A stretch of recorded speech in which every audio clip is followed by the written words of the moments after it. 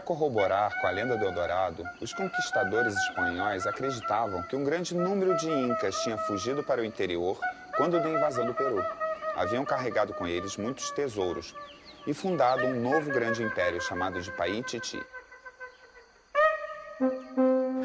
Roberto Zaniek tem uma história para contar e deve contá-la de maneira sedutora e envolvente. Com essa história, ele precisa prender a atenção de mais de 300 milhões de pessoas e 40 jurados cheios de marra. Roberto é um carnavalesco.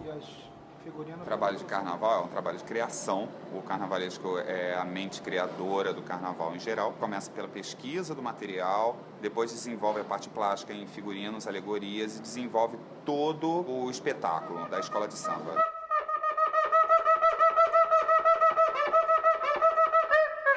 Quando o carnavalesco vai fazer o seu espetáculo, ele é o diretor de cena, o diretor de arte, ele é o diretor do espetáculo, no todo o diretor geral, ele é o cenógrafo, ele é o figurinista, isso em se falando de carnavalesco completo.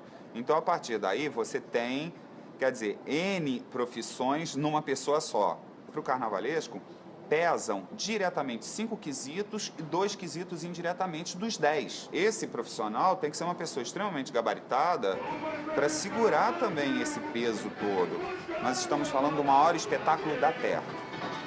Então é uma responsabilidade muito grande, incluindo cultural, porque você tem que passar informações reais, informações verdadeiras, informações informativas, literalmente. Não se trata simplesmente de contar uma história, mas de fazer com que essa história seduza toda uma comunidade, que inspire músicos e artistas, que seja capaz de movimentar a máquina do carnaval durante o ano inteiro e, acima de tudo, que faça uma multidão ter vontade de cantar e dançar. O primeiro passo para o sucesso do carnavalesco é a escolha de um bom tema. Para dificultar o seu trabalho, essa escolha às vezes depende mais de questões financeiras do que criativas. A escola de Roberto, Acadêmicos do Grande Rio, tem o apoio do governo do estado do Amazonas. Esse é o seu primeiro desafio. Encaixar um patrocinador no enredo pode conduzir o desfile por caminhos tortuosos.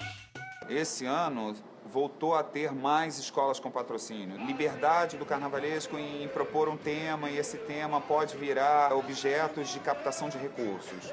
Outros, o tema é criativo e alguma empresa se interessou em apoiar.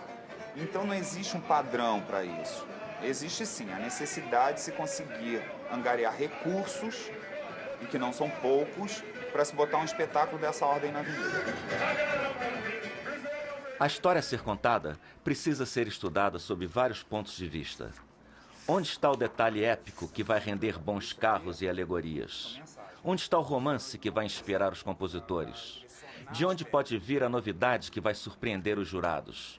Onde estará o refrão do samba? A pesquisa de um enredo deve ser ampla. Então, falando sobre o estado do Amazonas, eu tenho que ter uma visão diferenciada sobre o estado, já que ele já foi apresentado várias vezes na avenida. Então nós temos que achar óticas diferentes para mostrar o mesmo assunto. E isso é infinito. É a internet, livros, jornais, revistas antigas, bibliotecas, falar com as pessoas, pegar coisas curiosas de cada região e por aí vai. A gente vai fazendo uma grande pesquisa de campo para conseguir pegar, incluindo o espírito do lugar, e tentar traduzi-lo para uma linguagem plástica e isso chegar à avenida e chegar a todo mundo. Eu tive que arrumar um fio condutor para que as pessoas entendessem qual seria a minha ideia de mostrar o estado. E aí eu surgi com a ideia do Eldorado. Não é lenda, é história, é fato, essa busca, essa expedição do Francisco Orellana, a travessia no Rio Amazonas, tudo isso aconteceu. Todo esse volume de pesquisa, todo esse conhecimento adquirido, resulta num pequeno texto de 5 páginas. É com ele que o carnavalesco começa a contar a sua história. Essa sinopse deve ser inspirada o suficiente para inspirar também os compositores, que vão transformá-la em samba. Orellana era acompanhado de 55 soldados e 2 frades. Numa das aldeias onde pararam, Orellana foi informado por um indígena que tomasse cuidado com as que empunharem, grandes senhoras que os matariam se entrassem em suas terras. Foi o bastante para que houvesse associação com as Amazonas da literatura greco-romana. E o rio passa a ser chamado de Rio de las Amazonas e finalmente de Rio Amazonas. Uma expedição partiu, buscando o Eldorado no Brasil. O homem com sua ambição marcou e destruiu. Assim, dizimando a aldeia, seguiu o rio abaixo, até encontrar mulheres guerreiras, verdadeiras donas do lugar, que foram chamadas Amazonas. Daí o nome desse rio-mar.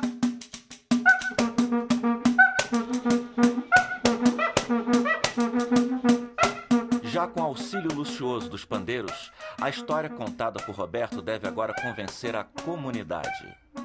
Ela tem de ser boa o bastante para estimular a fantasia do povo do lugar. Afinal, é a comunidade que fornece a mão de obra de mais de 200 trabalhadores que produz o carnaval da escola. Você, como profissional de carnaval, tem que seduzir a sua comunidade também, para que eles comprem a sua ideia e que eles venham a fazer o trabalho da melhor forma possível e cheguem na avenida confiantes de que ali é o máximo que a escola pode fazer naquele momento e ali vai disputar um título realmente. No barracão da escola, a história está apenas no começo. Aqui, a principal função do enredo é motivar e não explicar. O enredo tá bem legal. Fala sobre Amazônia, ameríndios, a saga da Amazônia, eu creio, os ameríndios. Alguma coisa parecida. Pergunta mais nada. Estou me enrolando cada vez mais. Não peguei o enredo direito, sinceramente. Entendeu? Mas pelo que eu ouço as pessoas falar, parece que tá bonita a pampa. Na verdade, eu não tive nem tempo de ir na quadra, se quer saber, porque a gente está ralando direto aí, muita coisa para se fazer. Eu acho que quando os portugueses chegaram aqui e meio que colonizaram os índios e tal, e aí, a verdade até corta isso aí, porque...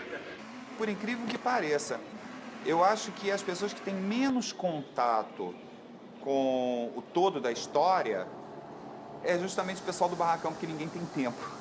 No meio da confusão, eles não conseguem reconhecer o que eles estão fazendo e a gente não tem tempo de explicar. A história começa a ganhar corpo nos carros alegóricos e fantasias. Ela agora deve render imagens épicas e grandiosas que justifiquem as 25 toneladas de ferro utilizadas nos carros alegóricos, os 10.000 metros de passamanaria usadas nas fantasias e os 100 quilos de plumas dos esplendores. A história deve render uma excentricidade visual que vai consumir 5 milhões de reais e durar apenas 60 minutos na avenida. Tem um momento, e o carnaval tem isso de interessante, que o carnaval tem data e hora. As etapas são sempre muito grandes, principalmente quando se fala de alegoria. Porque aí você tem um trabalho de uma ferragem, de um mecânico em cima, de um engenheiro hidráulico, de um técnico em robótica, e mais o pessoal do latex, da fibra, da pintura de arte e tal, da decoração. É tanta da tralha que tem por trás de uma ideia que você tem que ter muita consciência do que você está criando e de que forma que aquilo vai ser realizado. Depois de inspirar sambistas e seduzir a comunidade, a história de Roberto ainda vai ter que encantar cerca de 300 milhões de telespectadores.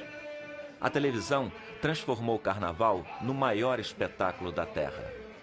Descontado o ufanismo, ele é a terceira maior audiência da televisão mundial, perdendo apenas para a final de Copa do Mundo e para a abertura de Olimpíada. Televisão e carnaval nasceram um para o outro. Tudo aqui lembra programa de auditório. A música, o brilho e as cores saturadas, o luxo superficial dos cenários e, principalmente, o ritmo do espetáculo. Rápido e efêmero, como na TV. Estragou o espetáculo muito. as televisões que ainda não eram digitais, eram analógicas, precisavam de muita luz para conseguir transmitir bem o desfile. Usar branco era estouro, usar cores fluorescentes era estourar a luz. Era tanta luz que estourava tudo. Isso era bom para a televisão? Era, mas para quem criava carnaval, era um horror. Aí agora, com o advento das câmeras digitais, você pode ter um pouco menos de luz na Sapucaí, você pode ter mais efeitos especiais em cima dos carros, que a flexibilidade das câmeras de televisão vai ajudar numa boa transmissão.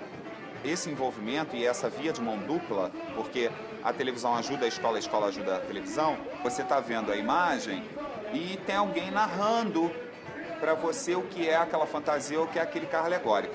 Mas eu faço carnaval para o público, eu faço carnaval para a escola e um pouco também para o jurado. Eu faço também um carnaval um pouco direcionado para eles. A narração feita pelo Frei Gaspar de Carvalhal teve imensa repercussão na Europa e correu o mundo, alimentando ainda mais as lendas a respeito do Eldorado. Uma expedição partiu, buscando o Eldorado no Brasil. Um homem com sua ambição matou e destruiu.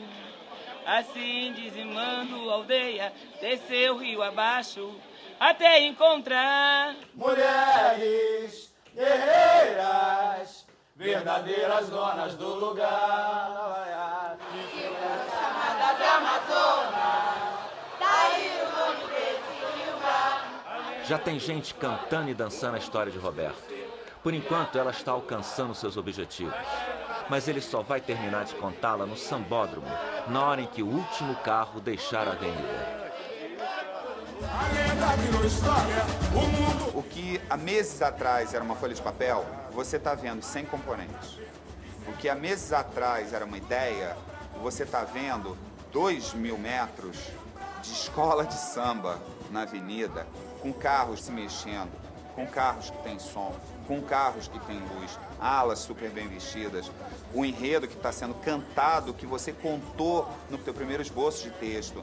É uma coisa que você não sabe se está na mais alta euforia, se você está assim nas nuvens, você não sabe dizer o que é aquilo na hora. O país nasceu um teatro, o povo aplaudiu, e a nossa capital é internacional. Viva o nosso polo industrial, chegou a hora do Brasil gritar com todo gás. Deixem o meu...